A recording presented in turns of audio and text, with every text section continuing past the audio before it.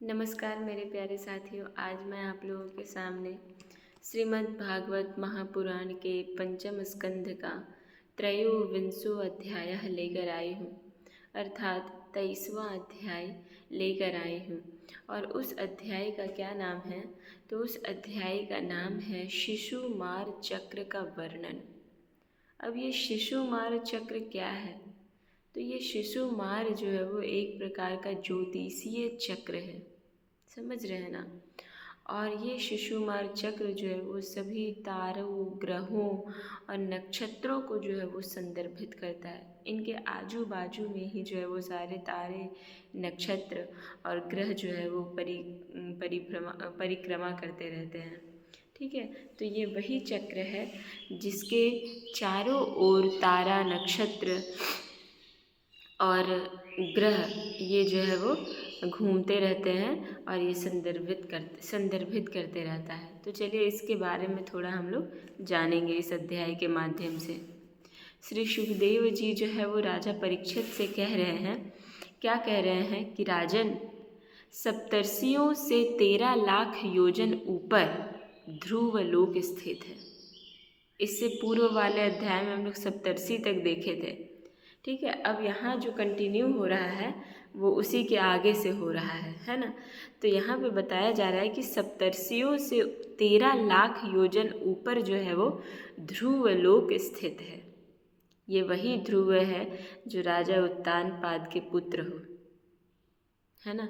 और सुनीति के जो है वो पुत्र है। उत्तानपाद और सुनीति का पुत्र था, जो कि बहुत ही कम वर्ष में, है ना, बहुत ही कम उम्र में ही घर से ये निकल गए थे तपस्या करने के लिए।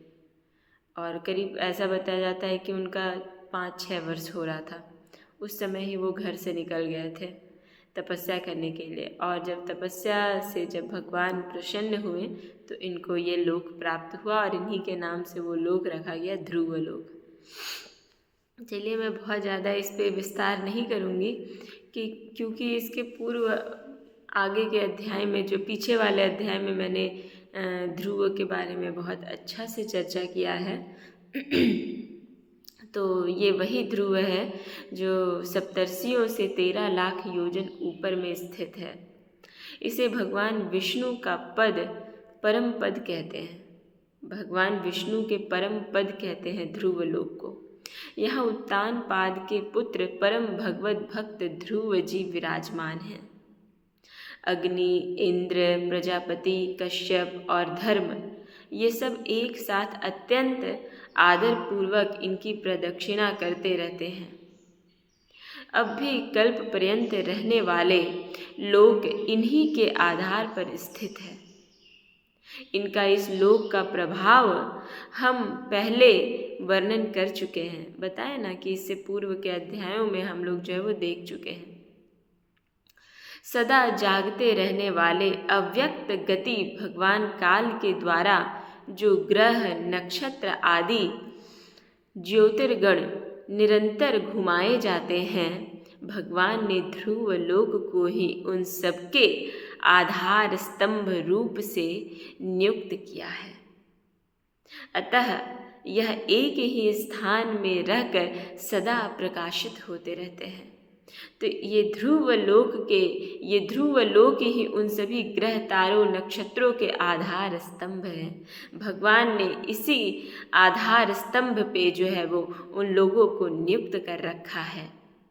और ये स्थान में रहकर, इसी स्थान में रह के सारे तारा, ग्रह, नक्षत्र प्रकाशित होते रहते हैं। जिस प्रकार दाई चलाने के समय अनाज को खूदने वाले पशु छोटी, बड़ी और मध्य रस्सी में बंधकर क्रमशः निकट, दूर और मध्यम में रहकर खंभे के चारों ओर मंडल बांधकर घूमते रहते हैं, उसी प्रकार सारे नक्षत्र और ग्रह गण बाहर भीतर के क्रम से इस काल चक्र में नियुक्त होकर ध्रुवलोक का ही आश्रय लेकर वायु की प्रेरणा से कल्प के अंत तक घूमते रहते हैं। जिस प्रकार मेघ और बाज आदि पक्षी अपने कर्मों की सहायता से वायु के अधीन रहकर आकाश में उड़ते रहते हैं, उसी प्रकार ये ज्योतिर्गण भी प्रकृति और पुरुष के संयोगवश अपने अपने कर्मों के अनुसार चक्कर काटते रहते हैं, पृथ्वी पर नहीं गिरते। इनका स्थान जो है वही ध्रुव लोक के आधार स्तंभ को बताया गया है। ये वहीं पे अपने कर्मों के अनुसार से वहाँ पे अपने चक्कर काटते रहते हैं। कोई कोई पुरुष भगवान की योग माया के आधार पर स्थित इस ज्योतिष चक्र का शिशुमार के रूप में वर्णन करते हैं। कोई कोई जो विद्वान पुरुष है वो अपने योग माया के आधार पर ये जो ज्योतिष चक्र है, ज्योतिष चक्र शिशुमार के रूप में वर्णन करते रहते हैं। भगवान की ही योग माया को आधार पर स्थित इस ज्योतिष चक्र को शिशुमार के रूप में वर्णन करते रहते हैं।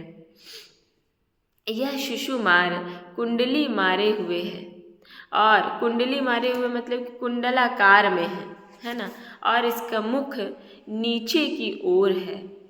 इसकी पूंछ के सिरे पर ध्रुव स्थित है। इसके पूंछ पे जो है वो सिरे पे, इसके पूंछ के सिरे पे क्या स्थित है? ध्रुव स्थित है। पूंछ के मध्य भाग में प्रजापति, अग्नि, इंद्र और धर्म है। पूंछ की जड़ में धाता और विधाता स्थित है। इसके कटी प्रदेश में सप्तर्षि है। यह शिशुमार दाहिनी ओर को सिकुड़कर कुंडली मारे हुए है। ऐसी स्थिति में अभिजीत से लेकर पुनर्वसु नामक नक्षत्र पर्यंत उत्तरायण के 14 नक्षत्र हैं। वे इसके दाहिने भाग में हैं, और पुष्य से लेके उत्तराखाड़ा पर्यंत जो दक्षिणायन के 14 नक्षत्र हैं वे बाएं भाग में हैं। लोक में भी जब शिशुमार कुंडलाकार होता है तब उसके दोनों ओर के अंगों की संख्या समान होती है। देखा भी कि दाहिने भाग में 14 नक्षत्र हैं और बाएं भाग में 14 नक्षत्र है। इस प्रकार से समान नक्षत्र दोनों ही भाग में देखे गए हैं। दोनों ओर के अंगों की संख्या समान रहती है। उसी प्रकार यहाँ नक्षत्र संख्या में भी समानता है। इसकी पीठ में अजवीथी है और उदर में आकाश गंगा है। राजन, इसके दाहिने और बाएं कटी तटों में पुनर्वसु और पुष्य नक्षत्र है। पीछे के दाहिने और बाएं चरणों में आद्रा और आश्लेषा नक्षत्र है, तथा दाहिने और बाएं नथुनों में क्रमशः अभिजीत और उत्तराषाढ़ा है। इसी प्रकार दाहिने और बाएं नक्षत्रों में श्रवण और पूर्वाषाढ़ा है, एवं दाहिने और बाएं कानों में धनिष्ठा और मूल नक्षत्र है। मघा आदि दक्षिणायन के 8 नक्षत्र बाई पसलियों में और विपरीत क्रम से मृगशीरा आदि उत्तरायन के 8 नक्षत्र दाहिनी पसलियों में है। शतभीखा और ज्येष्ठा ये 2 नक्षत्र क्रमशः दाहिने और बाएं कंधों की जगह है। इसकी ऊपर की थुथनी में अगस्त्य, नीचे की ठोड़ी में नक्षत्र रूप यम, मुखों में मंगल, लिंग प्रदेश में शनि, ककुद में बृहस्पति, छाती में सूर्य, हृदय में नारायण, मन में चंद्रमा, नाभि में शुक्र, स्तनों में अश्विनी कुमार, प्राण और अपान में बुध और स्तनों में अश्विनी कुमार, गले में राहु, समस्त अंगों में केतु और रोमों में संपूर्ण तारागण स्थित हैं। इस प्रकार से ये ज्योतिष चक्र शिशुमार जो है इसके सभी अंगों में अलग अलग नक्षत्र, ग्रह, तारा विद्यमान हैं। राजन, यह भगवान विष्णु का सर्वदेवमय स्वरूप है। इसका नित्य प्रति सायंकाल के समय पवित्र और मौन होकर दर्शन करते हुए चिंतन करना चाहिए तथा इस मंत्र का जप करते हुए भगवान की स्तुति करनी चाहिए। संपूर्ण ज्योतिर्गण के आश्रय काल चक्र स्वरूप सर्वदेवाधिपति परम पुरुष परमात्मा का हम नमस्कार पूर्वक ध्यान करते हैं। ग्रह नक्षत्र और ताराओं के रूप में भगवान का आदि दैविक रूप प्रकाशित हो रहा है। वह तीनों समय उपयुक्त मंत्र का जप करने वाले पुरुषों के पाप नष्ट कर देते हैं। जो पुरुष प्रातः मध्याह्न और सायं तीनों काल उनके इस आदि दैविक स्वरूप का नित्य प्रति चिंतन और वंदन करता है, उसके उस समय किए हुए पाप तुरंत नष्ट हो जाते हैं। इस प्रकार से इन तारा ग्रहों और नक्षत्रों को सायंकाल में पवित्र होकर स्मरण करने से, इनको याद करने से आपके सारे नष्ट जो है, आपके सारे पाप जो है वो नष्ट हो जाते हैं। मेरे प्यारे मित्रों, ये वही चीज़ है जो शिशुमार चक्र, ये एक ज्योतिष चक्र है। इस चक्र के इर्द गिर्द जो है वो ये सारे तारा नक्षत्र और ग्रह जो है वो परिभ्रमण करते रहते हैं। आप देखें और इनके संपूर्ण अंग में किस प्रकार से सारे नक्षत्र जो है वो स्थित हैं। तो ये हम लोगों ने देखा और थोड़ी सी यहाँ पे एक पैराग्राफ में ध्रुव जी की जो है वो चर्चा हुई है। बताया जाता है ध्रुव के ही ये ध्रुव ही आधार स्तंभ है इन सभी तारों नक्षत्रों और ग्रहों के। ये हम लोगों ने इस अध्याय में देखा। आपको समझ में आ गया होगा, मैं समझती हूँ। और आप लोग नहीं समझे हो तो इसको थोड़ा एक बार और सुन लीजिए तो आपके ध्यान में आ जाएगा। ठीक है, इसके आगे का अध्याय मैं अगले एपिसोड में लेकर आऊँगी। नमो नमः संस्कृताय। ओम नमो भगवते वासुदेवाय नमः। ओम।